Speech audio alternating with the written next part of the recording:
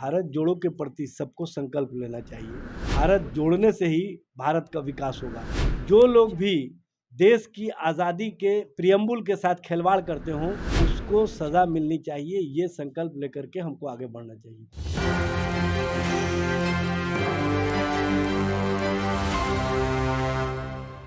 नमस्कार, मैं मनीष और आप देख रहे हैं एक न्यूज़ 24। हमारे साथ मौजूद हैं आरजेडी के प्रवक्ता एजाज अहमद जी।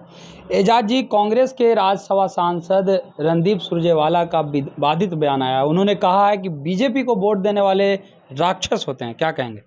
तो ये बयान हम सुने नहीं, इसलिए इस पर कोई प्रतिक्रिया नहीं देंगे।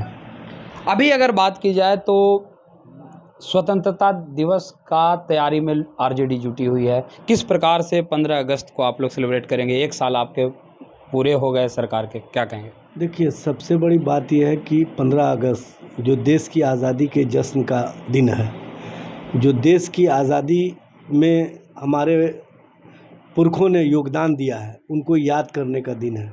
और साथ ही साथ इस बात का संकल्प लेने का दिन है कि हम अपने मादरे वतन हिंदुस्तान के जो लोग हैं उनके सामाजिक राजनीतिक के साथ साथ उनके साथ जो अन्याय हो रहा है उसको बचाने का संकल्प लें।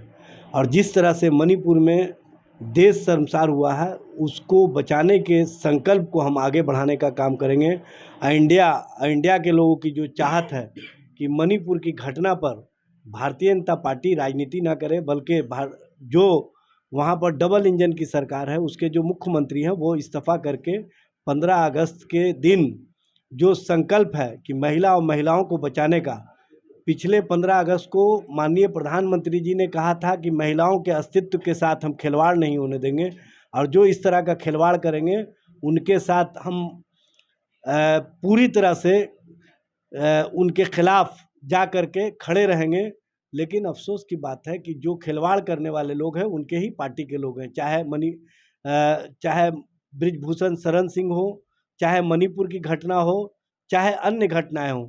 और जिस तरह से 15 अगस्त को माननीय प्रधानमंत्री जी ने पिछली बार कहा था, उसके 2 घंटे बाद ही बिल्किस बानो के सारे अभियुक्त बाइज्जत बरी कर दिए गए थे गुजरात सरकार के रिमिजन पॉलिसी के तहत। तो इस तरह की घटनाओं पर सरकार के स्तर से जिस तरह से जो बात प्रधानमंत्री जी बोलते हैं उसके खिलाफ भारतीय जनता पार्टी और भारतीय जनता पार्टी के नेता ही उनकी बातों को अनसुना कर देते हैं या कहीं ना कहीं एजेंडे के तहत उस मुद्दे को चलाने का काम करते हैं जिस मुद्दे से भारतीय जनता पार्टी को राजनीतिक लाभ मिलता है। तो ऐसे राजनीति करने वाली भारतीय जनता पार्टी को हम बेनकाब करने का काम करेंगे। इस बार फिर से राहुल गांधी भारत जोड़ो यात्रा फेज 2 पर निकलने वाले हैं। कितनी मजबूती मिलेगी इंडिया को? देखिए, भारत जोड़ो के प्रति सबको संकल्प लेना चाहिए। भारत जोड़ने से ही भारत का विकास होगा। भारत में सहिष्णुता और जो भारत का प्रियम्बुल है कि देश धर्मनिरपेक्ष है और इसमें सभी को एक दूसरे के प्रति प्रेम और भाव को प्रदर्शित करने का अधिकार है, उसके प्रति सभी को संकल्प लेकर के आगे बढ़ना चाहिए। और इस तरह के मामलों में जो लोग भी देश की आज़ादी के प्रियम्बुल के साथ खिलवाड़ करते हों उसको सज़ा मिलनी चाहिए। ये संकल्प लेकर के हमको आगे बढ़ना चाहिए।